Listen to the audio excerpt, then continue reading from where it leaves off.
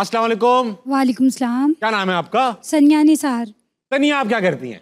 I am graphic designer. आप भी graphic designer है? Very very nice. कोई सवाल है आपके पास? हाँ जी, मेरा एक सवाल है नूरुल हसन साहब से। कीजिए। अस्सलाम वालेकुम सर। जी अस्सलाम वालेकुम सनिया। सर मेरा आपसे एक सवाल है, आप इतना बड़ा कैरियर है आपका, आपकी लाइफ टाइम में कभी किसी गवर्नमेंट सियासी पार्टी की तरफ से आपको प्रेशराइज किया गया हो कि आप उनकी फेवर में कोई स्पीच करें? कभी पूरी लाइफ टाइम में? ऐसा नहीं हुआ नहीं, है? अल्हम्दुलिल्लाह जो किया अपनी पसंद से किया, अपनी मर्जी से किया। मैंने वो बहुत सारे शोज़ किए स्कॉलरशिप के और एजुकेशन के, जब शहबाज शरीफ साहब चीफ मिनिस्टर थे। लेकिन हाँ, और उसमें बल्कि एक बार ऐसा हुआ कि हम कहीं सरगोदा में कोई एक तकरीब थी, तो वो मुझे उन्होंने बताया कि वो एक्सपोर्ट का कुछ है, तो वो पता लगा वहाँ जलसा है पूरा। वाह। तो वो एक साहब आए, उन्होंने कहा कि कहीं शेर आया शेर आया। मैंने कहा आपका है, आपका है। तो मैं तो इसके लिए नहीं आया। तो वो एक है, लेकिन कोई नहीं। मुझे ये लगता है एट टाइम्स, सनिया आप अच्छी बात वो कह रही हैं, आप ज़िंदगी में जो भी काम करें बाकायमी होशो हवास करें, अपनी पसंद से करें, तो फिर मेरे ख्याल दिल पर बोझ नहीं रहता। वही मेरे ख्याल सही बात है। अच्छा नूर भाई, जो लोग नहीं जानते, वालिद साहब की दोस्ती है बड़े मियाँ साहब से। जी अल्लाह बख्शे उनके अब्बा जी से, मियाँ शरीफ से। बड़े और फिर बड़े नवाज शरीफ सबसे साहब बड़े से। मियाँ साहब से। जी जी जी और वालिद साहब ने आपको पेशकश भी की पॉलिटिक्स में आ जाओ। जी, वो किला गुजर सिंह हमारा पुराना घर था। उन्होंने मुझसे पूछा कि तुम्हारा कोई इरादा है हाँ। करियर का, तो फिर तुम्हें टाइम स्पेंड करना चाहिए। तो मैंने उनसे कहा था नहीं, मैं तो आपका सियासत में आने का शौक नहीं है? सियासत में आने का नहीं है शौक, लेकिन एक दो ऐसी शक्लें हैं उस पर दिल चाहता है कि आ जाऊं, लेकिन नहीं आऊंगा। इनसे बेहतर कर लूं। इस जिंदगी में नहीं, बेहतर नहीं, मुझे लगता है, पता नहीं, आई डोंट नो। लेकिन मेरा ख्याल है कि सियासत जो है ना, वो नहीं, that's not my cup of T. That's not your cup of tea। तो ऑलरेडी आप पॉलिटिक्स तो कर ही रहे हैं, एज अ वर्कर कर रहे हो, एज अ फैन कर रहे हो, एज अ फॉलोअर कर रहे हो।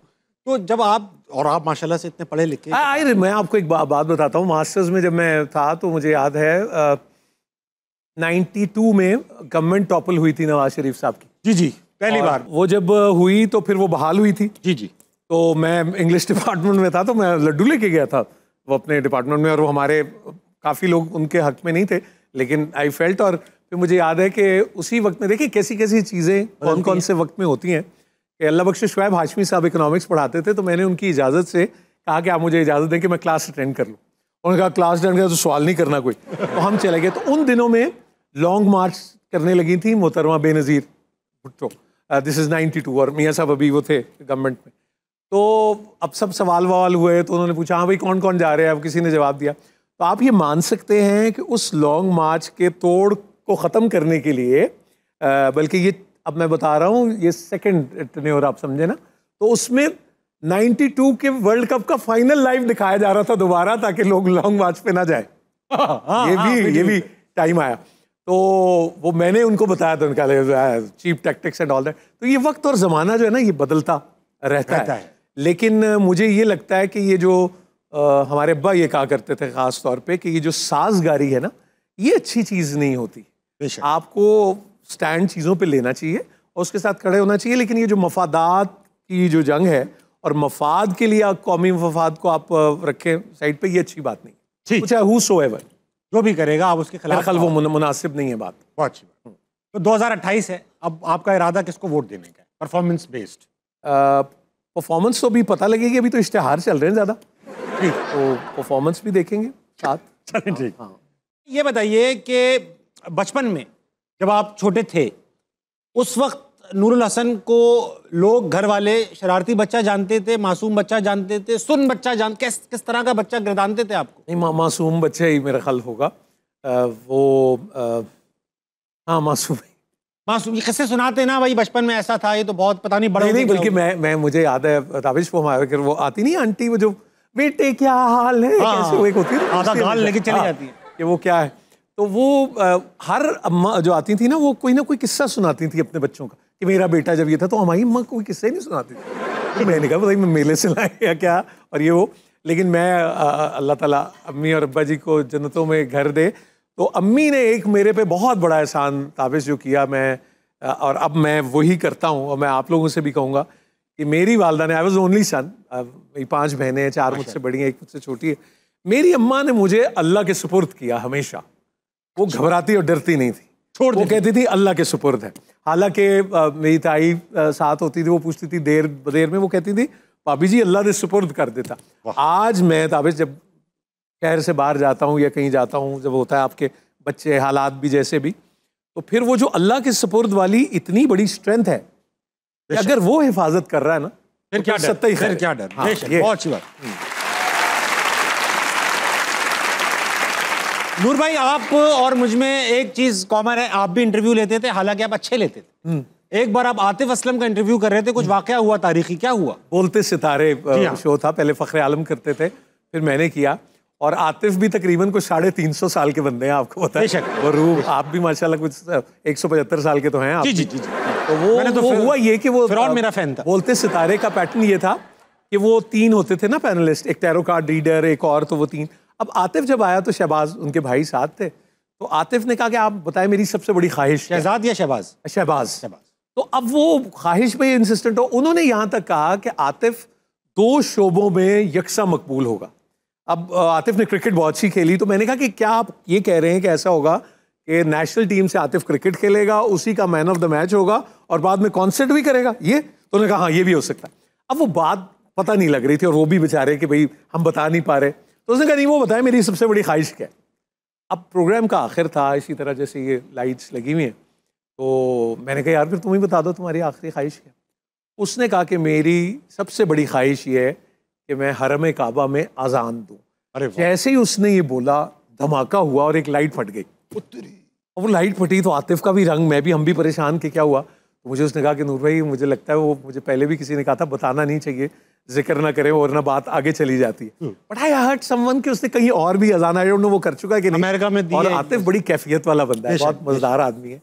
और मेरा दिल है आज मैं ये कहता हूँ कि अल्लाह करे कि ऐसा मौका है कि हम आतिफ असलम को हरम काबा में अजान देते देखें। अल्लाह उनकी ख्वाहिश पूरी करे। नूर भाई, आपको भी फजर में कोई उठा रहा था? कोई इंसान नहीं उठा रहा था सुना? नहीं यार, वो असल में बात ये कि हमारे दादा, मेरी भी पैदाइश से बहुत पहले वहाँ किला गुजर सिंह में, वो सुबह फजर के लिए उठाया करते थे सबको, सब मोहल्ले में। हाँ, वो कहते थे वो एक छड़ी के साथ, और वो तूतू नॉन इलेक्ट्रॉनिक होता है उस पर से कि मुसलमानों फजर का वक्त हो गया उठो, वो उठाते थे। हाँ। उस सारे वक्त में ये उनका मामूल रहा।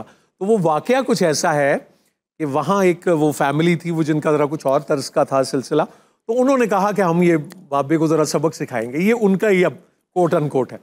तो वो डिस्टर्ब होते थे उससे। हाँ। तो वो कहते ये हैं, यानी उन्हीं वही जब सामने आया कि अब दादा अपने रूट से जा रहे हैं, तो वो थोड़ी देर बाद वो बंदा आया और वो उनके पैरों में आके तो उसने कहा कि हाजी साहब मैंने माफ़ कर दो, हाजी साहब मैंने कहा भाई क्या मेरा तो वारा तो कोई झगड़ा नहीं, उनका नहीं तो उसी पहला मैंने माफ़ कर दो। उसने कहा, वो दादा कहने लगे क्या हुआ है? कहने लगे वो आप जब वहाँ से मुड़े तो मैं आगे गया तो शेर आ गया। अच्छा, वो उन्होंने भी ऐसे ही कहा, शेर आया, शेर। उन्होंने कहा दूसरी जगह से मैं गया तो सड़क आगे से खत्म हो गई। अरे, उन्होंने कहा कि यार ये कराची आ गया, ये क्या बातें सुना रहे हो, मतलब मुझे तो नहीं यकीन आ रहा। उसने कहा नहीं हाजी साहब मुझे माफ़ करते हैं, आपकी मेहरबानी। उन्होंने कहा भाई ये जो तुम सुना रहे हो मुझे तो इस पर कोई यकीन नहीं है, लेकिन मुझे एक चीज़ का पता है, मैं अल्लाह की राह में निकलता हूँ और मेरी हिफाजत वही करेगा। वाह। तो दीज वर हिज वर्ड्स। नूर भाई, वक्त आ चुका है कि आपकी थोड़ी सी वो इम्प्रोव स्किल्स जो होती है ना, हाथ से दिमागी जरा टेस्ट करते हैं। सेगमेंट का नाम है फटाफट। अच्छा, ये फटाफट में होगा ये कि एक वर्बल टास्क आएगा और हमें दू बदू होना है जो अटक गया बाहर। अब मैं तो बाहर हूँ। नहीं, आप बाहर नहीं होंगे, मैं आपको होने नहीं दूंगा। ठीक है, पहला वर्बल टास्क है, पाकिस्तानी इलाकों के नाम बताइए। ठीक है, सब शहर, गाँव, टाउन जो भी है कर दूं। ठीक है, कराची, चार सद्दा, हैदराबाद, सिब्बी, पेशावर, गवादर, कोयटा, पसनी, गोजरा, जामशोरो, गोजर खान, कोटकी, सरगोदा, गुलशन इकबाल, पसनी, जौहर, कसूर, बेकसूर, पिंडी बटिया, वाघा बॉर्डर, वो कौन सा, गंडापुर बॉर्डर, गज्जू मत्ता, वो अपना जाती उमरा। और बाद की कहना हूं, आती उमरा। जाती उमरा मैंने कह दिया, आप बोले। रावलपिंडी, मच्छर कॉलोनी, कराची का इलाका है, मजांग, लियारी, नया मजांग, से पूछो। हाँ, Naya Mazang, New Karachi, Islamia Park, Malir, Chauburji, Malir Cantt, Krishan Nagar, Qissa Khwani बाजार, नीला गुंबद, हयाताबाद, किला गुजर सिंह। बाहर में गया ये सेगमेंट। खत्म ही नहीं होंगे यार, को मुश्किल लगाओ, मुश्किल। लंबी लंबी बातें करने का। अल्लाह अकबर कबीरा। वो आ गई। मैं जब अडियाला गया तो उन्होंने बाहर से भगा दिया। और मैं अडियाला गया तो दरवाजे ही खोल दिए। अबे हटा दो यार, बस यहीं पे खत्म करेंगे। बहुत अच्छा खेला। I wasn't expecting